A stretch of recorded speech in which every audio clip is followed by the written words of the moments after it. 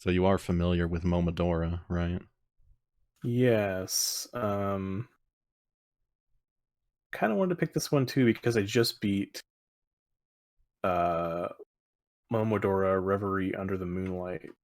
Um and before that, like let's say maybe a year ago or so, I played through Momodora 3. I played that game for like one day and I got all the achievements and played it a lot for that one day, but then I forgot about it after that. Hmm. So I kind of wanted to play this and see if it could jog my memory about anything that happened in Momodora 3. I'm getting very Cave Story vibes from the graphics. Yeah, absolutely. I remember the developer on the page for Momodora 1, they mentioned that it was pretty much just like a, you know, Rip off of another. Cave Story. Yeah, I think that was, in nicer terms, but yeah. And they suggested to move on to 2. So I guess we just moved on to 2, or I decided to move on to 2 at the suggestion of the developer. You're just gonna listen to the developer? I always do. They know best. They know what's best for me.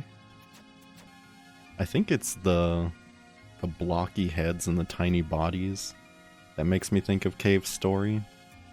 Quote has a similar kind of body shape to him, and this tile set looks like something from Cave Story. What the fuck am I doing? Why can't I? Oh, you just got a thing in the chest that you can use by holding up and pressing S, and it'll shoot a projectile that can break those blocks. Damn.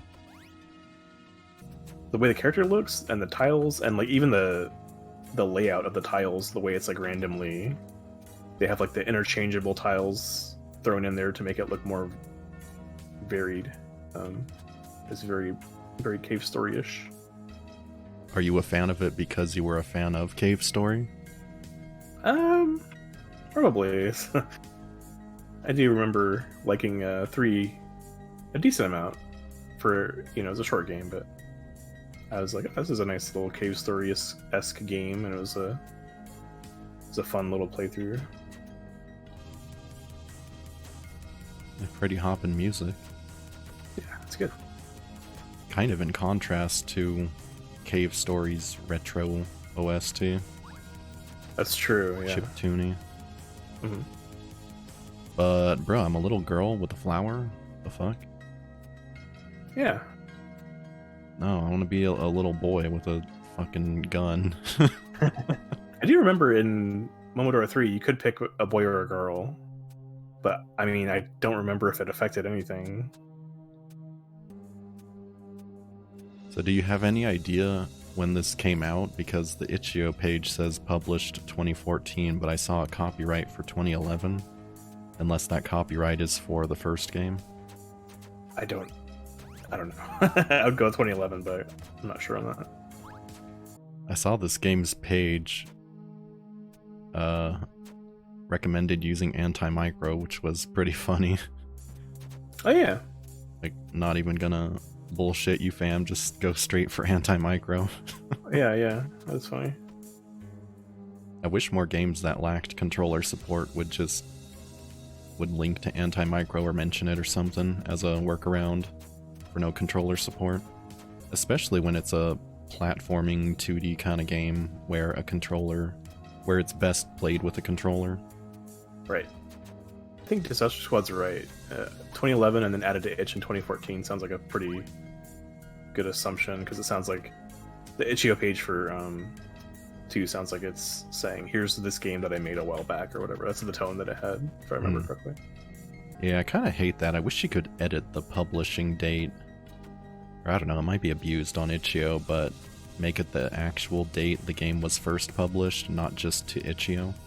Right, yeah. That would be like super awesome for people like us. People like us. What do you mean, bruh? Indie hunter people. Fucking nerds who care about release dates. Yeah, I guess that's a nicer way to put it.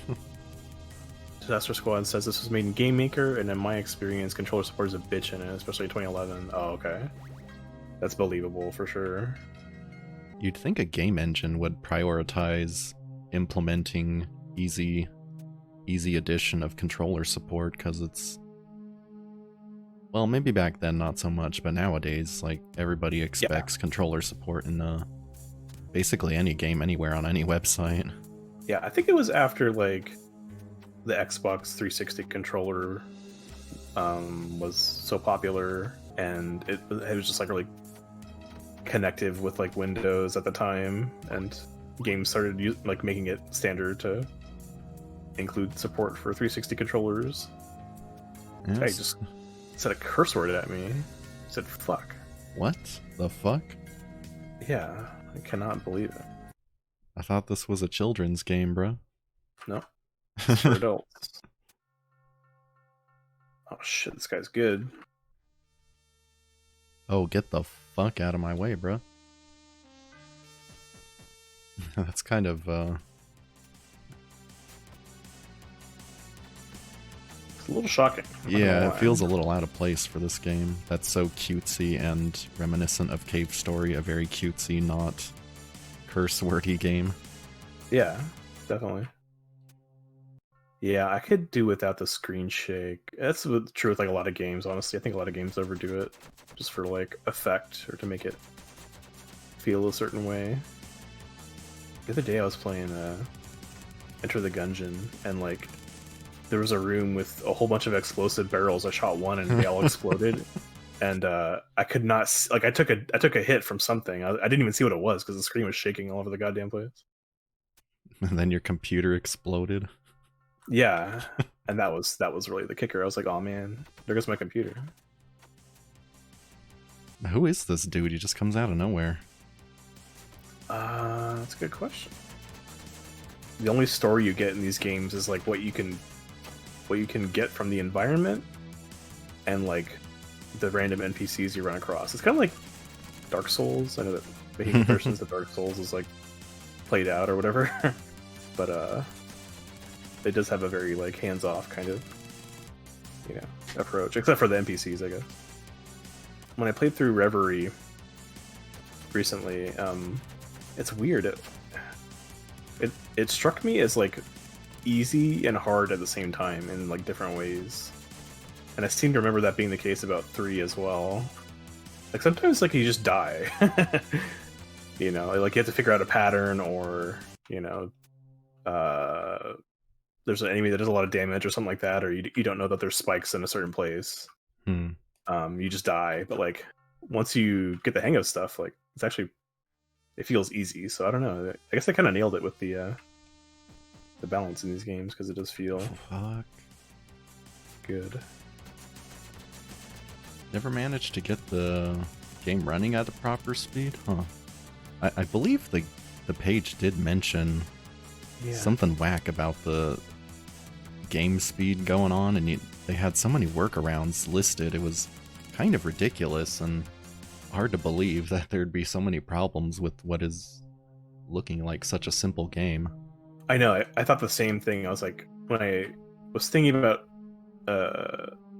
trying this game for Indie Hunters, I was like, all right, let me try it first and see if, because those workarounds like worried me, but then I was like, oh, it just plays fine. I don't know. That was smart to do. Yeah. If you're having trouble running the game, please try the following. Open Task Manager, go to Services tab, disable Spooler. Spooler of all things. Make sure your .NET Framework, DirectX, audio drivers, and video drivers are updated. Alternatively, try running the game in XP compatibility mode or in admin mode. Damn. Well, I guess we lucked out then. It seems to be running perfectly on Windows 10, which isn't something I say very often. I know, right? Get the fuck out of my way, kid. Oh, fuck. It's hard to predict it when he's gonna dash. It's like a game of chicken or something. Yeah, he starts the animation and then he's like sitting there for a really long time.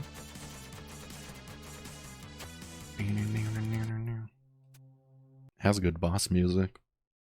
It does. What is this 4 pieces of paper or 4 tickets or something that I have? That's your hold up and press S attack. It's your ammo for that. Oh, then what's the bar in the top right? Good question. I kind of like the minimalist, not plot, but storytelling there is. Mm. Because there's a lot of games that just go way overboard in telling a story up front, and I don't even know if I like the game enough to be invested in it, so I'm just listening to NPCs drone on about bullshit that I may or may not give a fuck about in 10 minutes. So what level are you on? 4 or 5? I got lost. I went backwards because I thought I may have to revisit something like a Metroidvania style progression, but I don't see anything that I missed. So I'm headed back to past the boss if I can make it there without dying. Was Cave Story a Metroidvania? I don't feel like I ever got lost in that game. Felt pretty streamlined. Yeah. It's very linear for sure, or it's like clear where you're supposed to go for the most part. You do revisit like the egg corridor, but there's not too much backtracking other than that.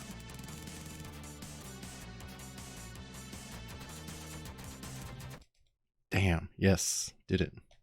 Nice job. You are annoying as hell.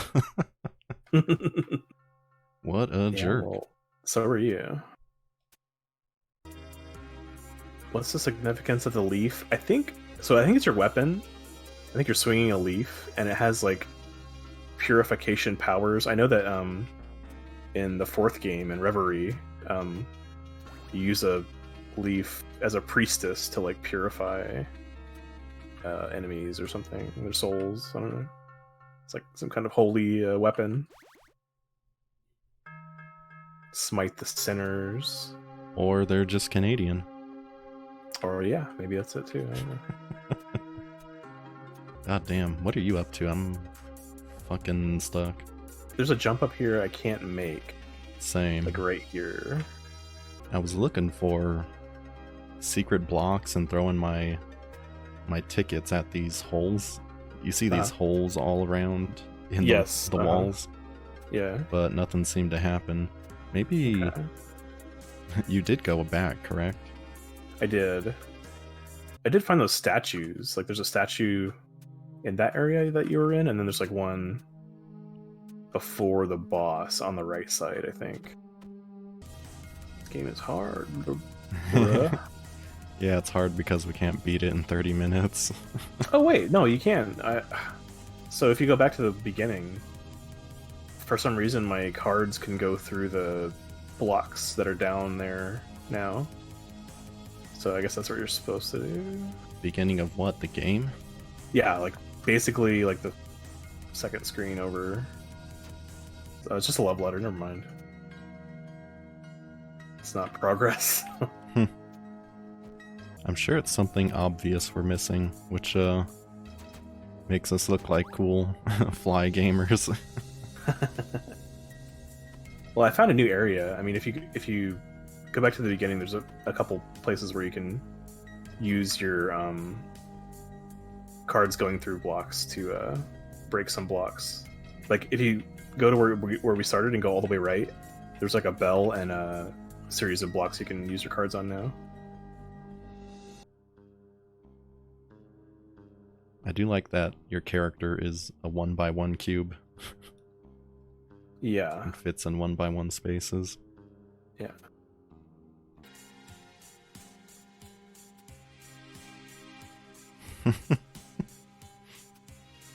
Like the little onion dudes you fight.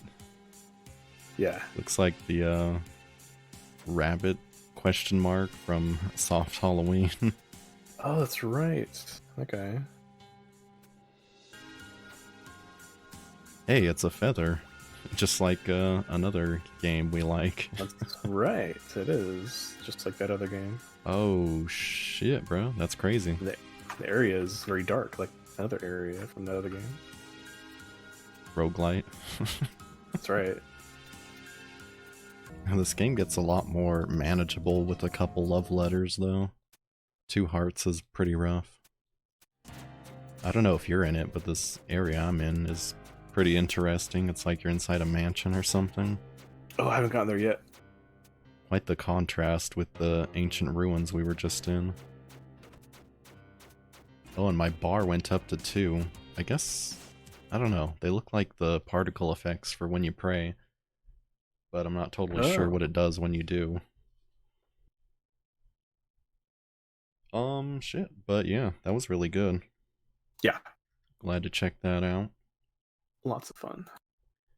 Really well done, and just because it's quite a rip-off from Cave Story doesn't make it bad. No. Just more of what you like. That's right. Yeah. More of a good game. Hey, sign me up, buddy. Oh, it's a shame Cave Story wasn't a good game to begin with. Oh, damn. You can't say that. Damn, I just did, bruh, live on air. Haha. No. Somebody stop him. You can't say that. Arrest him. Arrest this man. No, it was really good. Really fun. Yeah. Mm. And so was this game. I give it Momo out of Dora. Okay. But I'm really curious to check out Momodora 1, so... Spray sound effect much?